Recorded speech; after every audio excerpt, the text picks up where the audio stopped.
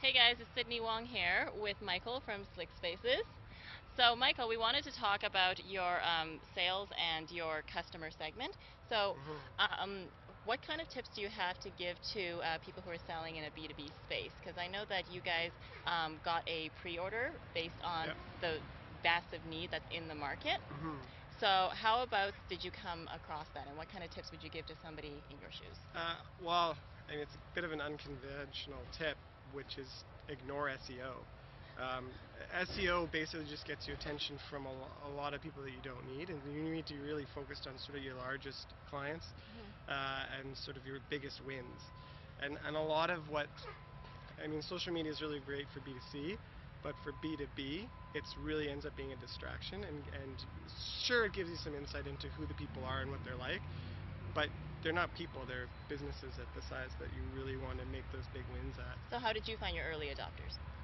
Basically, just search them on the internet, like everybody else says. Who are the largest property managers in such and such a space? There are often reports that you can buy Hmm. that sort of talk about market growth. Skift had some really great reports that we purchased early What days. is Skiff? Skift does market analytics for various markets. They do a lot of analytics in the hospitality and hotel and vacation rental space. Great, fantastic. And what do you think would be a big pitfall or potential pitfall for people who are starting out in the B2B space if they don't know how to find their first few customers? I'm not an expert, but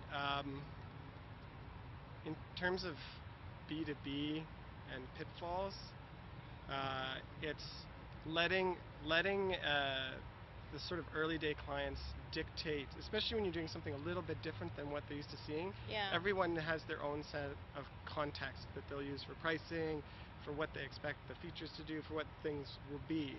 Don't fall into the trap of thinking that you need to be in one of those categories, Okay.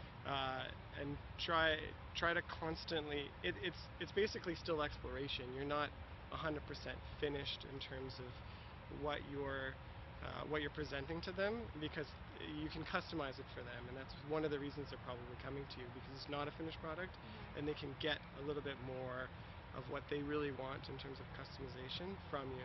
Great. Yeah. Fantastic. Thank you, Michael.